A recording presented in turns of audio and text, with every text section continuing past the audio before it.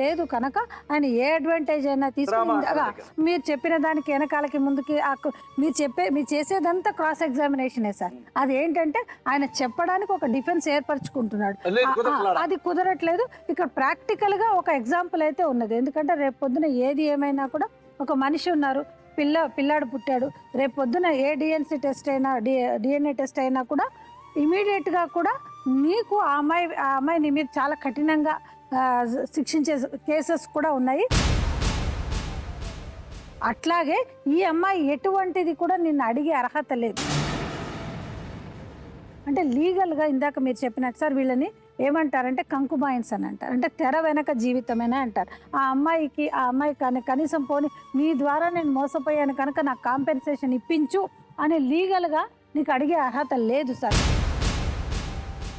కానీ నాకు పిల్లాడు పుట్టాడు, నాకు ఆయన ద్వారానే పిల్లాడు పుట్టాడు కనుక నాకు ఇప్పించండి అని అంటే కించిత్ మానవతా దృక్పథంతో మనం ఆలోచించాలి తప్ప న్యాయపరంగా మాత్రం నీకు ఎటువంటి హక్కులు లేవు. ఎందుకంటే నువ్వు వేరే అతని భార్యవి కనుక ఆ లీగల్గా విడిపోనంత కాలము కూడా ఇందాక డాక్టర్ గారు చెప్పినట్టు ఆయన భార్య ఈ అబ్బాయి తల్లి అన్నట్టు అయిపోతుంది.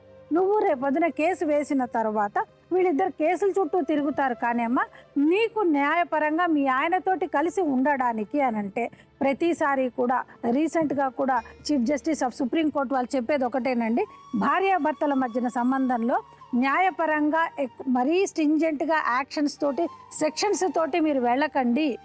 కౌన్సిలింగ్ అనే ప్రక్రియ ఉంది కనుక భార్యాభర్తల్ని కలిసి ఉంచే అవకాశం ఏదైతే ఉంటే మాత్రం ఫస్ట్ మీరు కౌన్సిలింగ్ అనే కాన్సెప్ట్ ని ఆప్ట్ చేసుకోండి. మేడం నేనేం చెప్పదలుచుకున్నా అంటే అవి పక్కన పెట్టండి. ఇప్పుడు ఆ అమ్మాయి భర్త అతను కలిసి ఉన్నారు, ప్రేమించి పెళ్లి చేసుకున్నారు. చేసుకున్న తర్వాత ఇతను చాలా తప్పులు చేశాడు. ఏ తప్పుకి ఆ అమ్మాయి కోర్టెక్కల.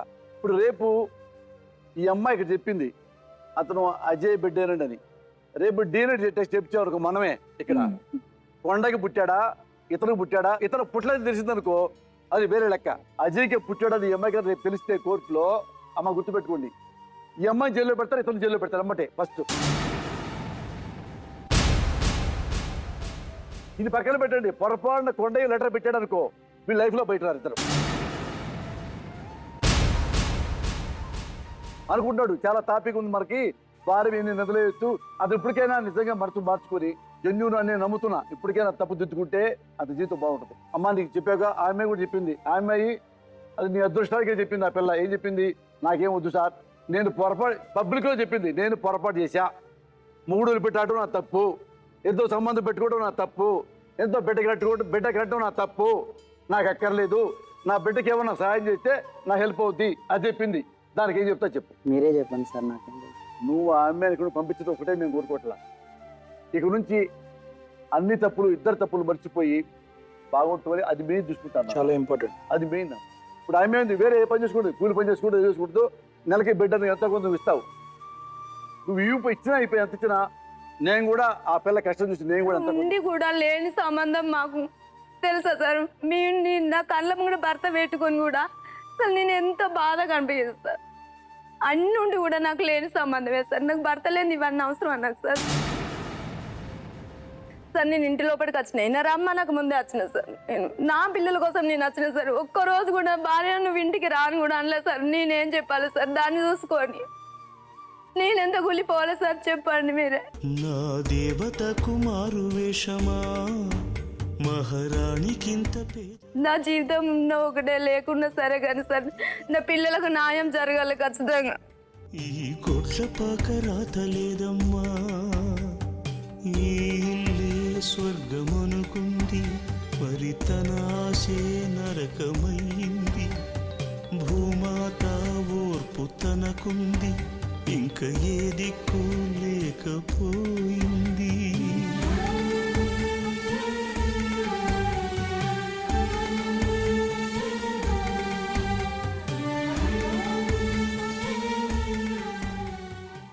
రాజు సార్, నీ భార్య చెప్పింది మొత్తం నువ్వు విన్నావుగా? విన్నా సార్. ఇవన్నీ నిజాలేనా? నిజమే సార్. నాన్న అమ్మ నా భార్య బిడ్డలతో ఉంటా అన్నాడు, ప్రామిస్ చేస్తాను నాన్న. మరి సంతోషంగా మరి కలుస్తుందాం ఈ జీవితంలో. నీకేం బాధపడవుగా? నా నా పిల్లలతో నాతోటి కలిసి ఉన్నాక నేను ఎలాంటి బాధ నాకు అవసరం లేదు. ఇంకేం పెట్టుకున్నాడు ఏమన్నా ఓకేగా? Okay sir. నాన్న ఇందాక మాట చెప్పావు, నాకు అన్ని మనసులో తీసేసుకున్నానండి, నా భార్య బిడ్డలే నాకు కావాలన్నా. ఆ మాటలో ఉంటావా? ఉంటావా నాన్న? ఉండదు. గ్యారెంటీ ఉంటావా? గ్యారంటీ. అమ్మారా దా కూర్చో, ఇటు కూర్చో, అటు కూర్చో, ఇటు కూర్చో, ఇటు కూర్చో. రాజు, నువ్వు అన్నమాట ఒక్కసారి నీ భార్య మీద ఎత్తిన ప్రమాణం చేయి. ప్రమాణం అవసరం సార్ నాకు. నాన్న మా కోసం చెయ్యి. నిన్నేం కోరికోరలా సార్. ఏం కోరికోరలా చెప్తున్నా కదా సార్, ఒక్కసారి. నా మాటలు ఇవ్వని నమ్మిన ఇద్దాం వరా సార్. ఆమె నా చెల్లి అనుకుంటా, నువ్వు నా బావ అనుకుంటా. ఇదిగో ఇదిగో ఆమె తరపున అది నీ కాళ్ళగా నేను దాన్ని అదే సార్. మారే అన్నావు, ఒక్కసారి నిదానంగా భార్య మీద నెత్తి ముట్టి చేయి. భార్య బిడ్డలు చూసాను కొట్టి నా జీవితంలోకి, నా జీవితంలో వేరే అమ్మాయిని వేరే రానియా, రాని. నా భార్య నాకు. ఓకే అమ్మా, ఇది ఒక అధ్యాయం ముగిసిపోయింది. ఏనాన్నా రాజు?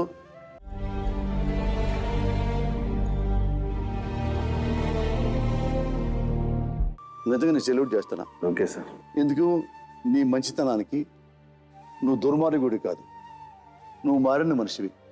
మారిన మనిషి నాకు దేవుడితో సమానం. ఎంత గొప్ప నిర్ణయం తీసుకున్నావంటే నిన్ను ప్రజలందరూ దీవిస్తారు. నీ కరమైన ఒకటే కాదు, ఈ పిల్లడు మంచోడు, తప్పు దిద్దుకున్నాడని. అదేంటో మనం చూద్దాం. Okay sir. ఏనా ఆ మ్యాటర్ ఏంటో చూడండి మాట్లాడి తర్వాత పిలుస్తా. పిలవండి సార్. మీ ఇద్దరు సంతోషంగా బయటికి వెళ్ళండి. నువ్వు వెళ్ళమ్మా, తను వస్తాడు వెనక.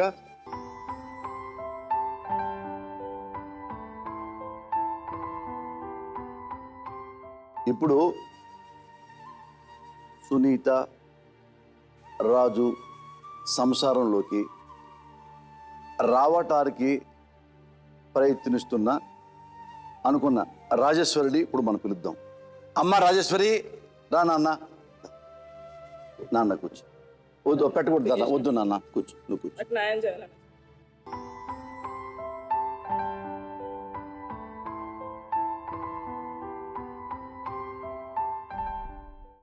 రాజేశ్వరి, ఇప్పుడు వస్తూ నువ్వు ఏదో ఒక మాట అన్నావు. ఏంటి ఆ మాట? సార్ నేను తప్పు చేసినా సార్. కాదు, నాకేదో నాకు న్యాయం జరగాలన్నా. న్యాయం జరగాలి సార్. నీకు న్యాయం చేయాలి, నీకు న్యాయం జరగాలి అని నువ్వు అన్నావు. అంతేగా నాన్న? నీ వైపు న్యాయం ఉంటే నీకు న్యాయం జరుగుద్ది. ఇక్కడ ఏమొస్తుందో మేము అనుకుంటామో, ఇంతకంటే నీకు ప్రపంచంలో ఎవరు న్యాయం చేయరు, తీర్పు చెప్పరు. న్యాయం ఉంటే న్యాయం చేస్తాం, ఇది ఫిక్స్.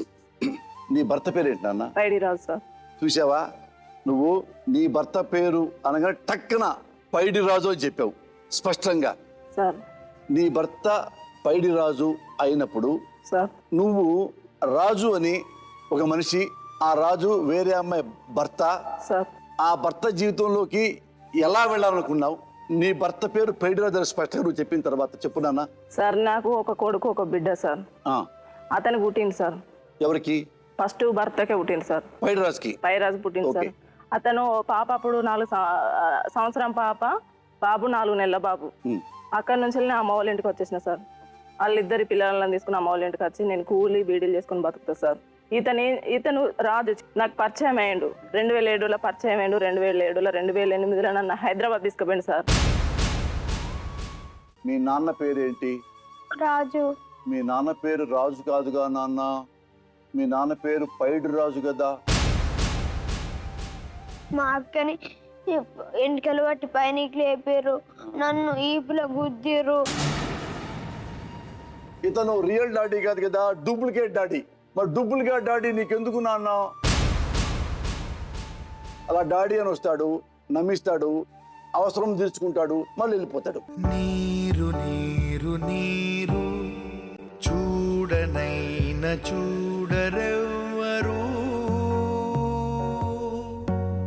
గుండెలన్ని బీడు ఆశలన్ని మోడు, ఆదరించు మంచునాథుడెవ్వరు